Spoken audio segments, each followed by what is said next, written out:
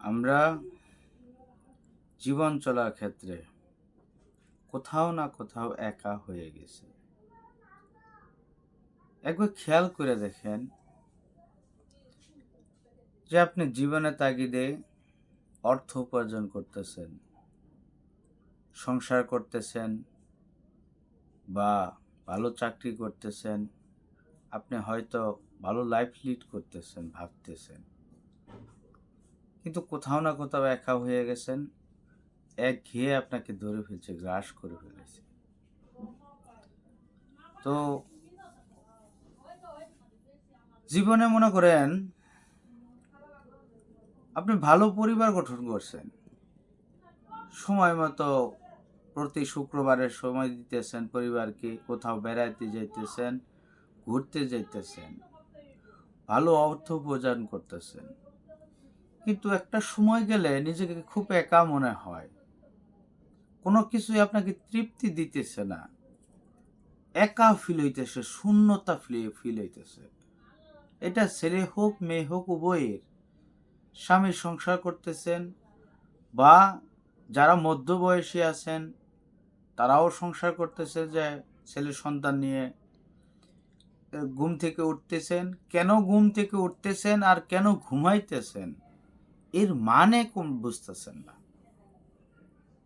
কেন ঘুমাইতে যাইতেছেন আর কেন ঘুম থেকে উঠতেছেন, পরের দিনটা কি হবে ভাবতেছেন। এই করব, উল্লাস করব, সেই করব। অনেকে উল্লাস করার বদলে সংসারে কাজকর্ম করবে। সবাই সবার মতো করে চিন্তা করতেছেন, কিন্তু কোনো একটা সময় মনে হইতেছে আপনি একা।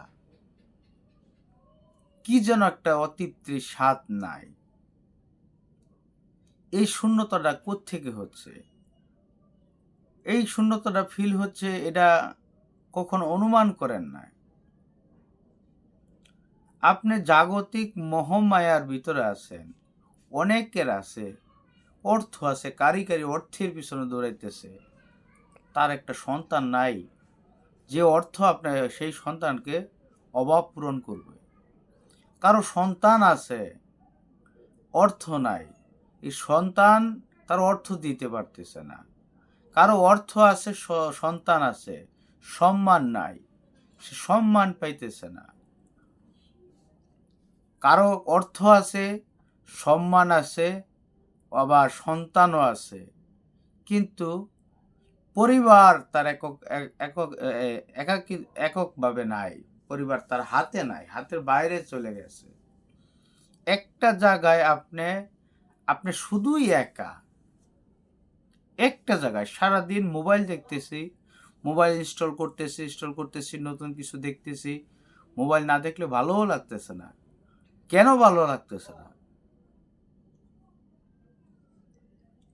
কেন এই শূন্যতাটা? সর্বমূলে হচ্ছে আপনার যে রুহু আছে, আল্লাহ প্রদত্ত দেওয়া যে রুহু আছে, এই রুহুটাকে আল্লাহ থেকে দূরে সরে ফেলছেন, আল্লাহ থেকে বিমুখ করে ফেলছেন। সেই জন্য আপনার শূন্যতা। ঠিক সেই জন্য যখন থেকে আল্লাহর সাথে সম্পৃক্ত করবেন আপনার রুহুকে, ঠিক তখন থেকে আপনার শূন্যতাটা চলে যাবে। আপনি এখন থেকেই বলেন না কথা রবের সাথে, মনের সাথে কথা বলেন, মনে আবার আপনার সাথেও কথা বলে। এ নিয়ে আরেকটা প্রসঙ্গে আরেকদিন কথা বলবো। কিন্তু বলে কিনা মনে, মন আপনাকে বলে, মন আপনাকে পরামর্শ দেয়। আপনি মনকে পরামর্শ দেন, আপনি মনের সাথে কথা বলেন।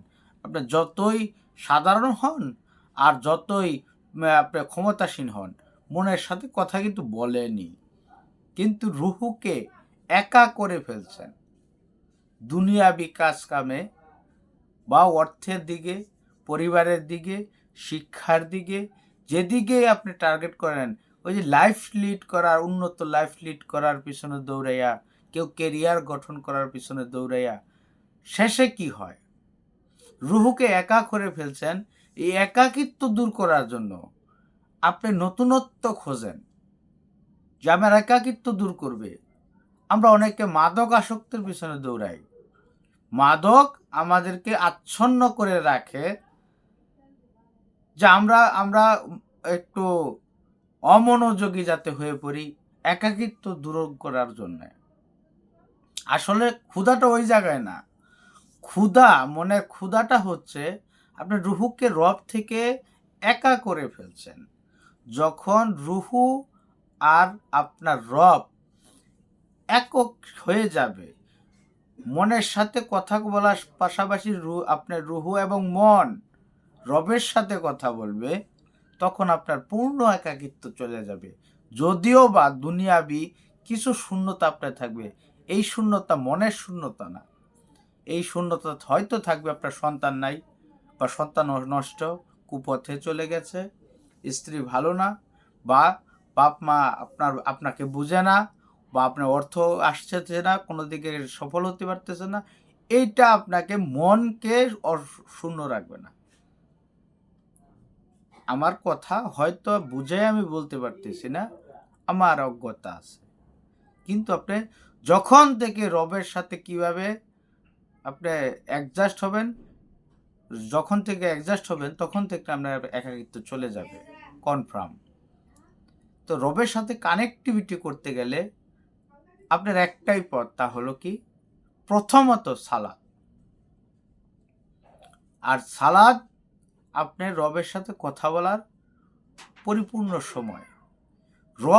রবের সাথে আল্লাহর রাসূল সাল্লাল্লাহু আলাইহি সাল্লাম বলছেন, মুমিন বান্দা আল্লাহর সাথে মেরাজ করে সালাতের মাধ্যমে। আপনি নামাজে যা বলবেন রব তা শুনবে। নামাজ পড়তেছেন, পড়া ব্যতীত রবের সাথে কথা বলেন। বসে আছেন, দোকানে আছেন, কর্মক্ষেত্রে আছেন, চাকরিতে আছেন, বাসায় আছেন, মনের সাথে রবের সাথে কথা বলেন।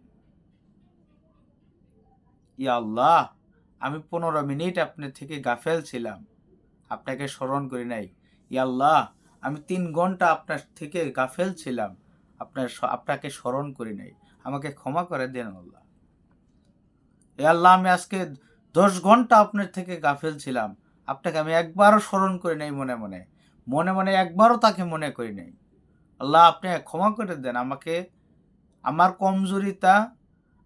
কমজোরি নিষ্পত্তি করে দেন। ইয়া আল্লাহ, আমার সমস্ত অলসতা দূর করে দেন। আপনার প্রতি কানেক্টিভিটি থাকার পিছন থেকে যত অলসতা আছে দূর করে দেন। ইয়া আল্লাহ, শয়তানের ওয়াসওয়াসা থেকে আমাকে হেফাজত করেন, যাতে শয়তান আমাকে আপনার সাথে কানেক্টিভিটি থাকার, সম্পর্ক থাকা বিচ্ছেদ করে রাখে রঙের দুনিয়ার মোহমায়ার পিছনে, বা কৌতূহলী কোনো কিছু কথার পিছনে, বা রঙিন এই দিনের পিছনে সময় ব্যয় করায় শয়তান আমাকে। ইয়া আল্লাহ, আমার কাল্পকে পরিষ্কার করে দেন, যেমনটা পরিষ্কার আপনার দুনিয়ার আকাশ, যেমন পরিষ্কার সাদা পৃষ্ঠা, যেমন পরিষ্কার দুধ, ঠিক সেই রকম কাল্পকে পরিষ্কার করে দেন। প্রত্যেকটা আপনার কর্মের দাগ কাল্পে পড়ে। কাল্প ধরেন আপনাকে চাবুক দিয়া পিঠেকেও আঘাত করতেছে একের পর এক প্রতিদিন, সেই দাগগুলো পিঠে থাকে। তেমনিভাবে রব থেকে দূরে থাকার পরে যে অপকর্ম, অপসংস্কৃতি, অপচিন্তা করেন, এক একটা গুনাহ আপনার কালবে ক্ষত সৃষ্টি করে, দাগ সৃষ্টি করে। আর যত রবকে ডাকবেন ততই দাগ মোচন হবে। রবের সাথে কানেক্টিভিটি বাড়ালে আপনার একাকিত্বতা চলে যাবে। এখন থেকেই শুরু করতে পারেন। রবকে ডাকার কোনো সময় লাগে না, যখন তখন আপনার সাথে রব কথা আপনার বলতে পারেন। তো আমরা এই নিয়ে যদি কারো প্রশ্ন থাকে, তাহলে আমার কাছে আসতে পারেন। আমার ক্ষমতা অনুযায়ী আল্লাহর রহমতে আমি আপনাকে বোঝাতে সক্ষম হব।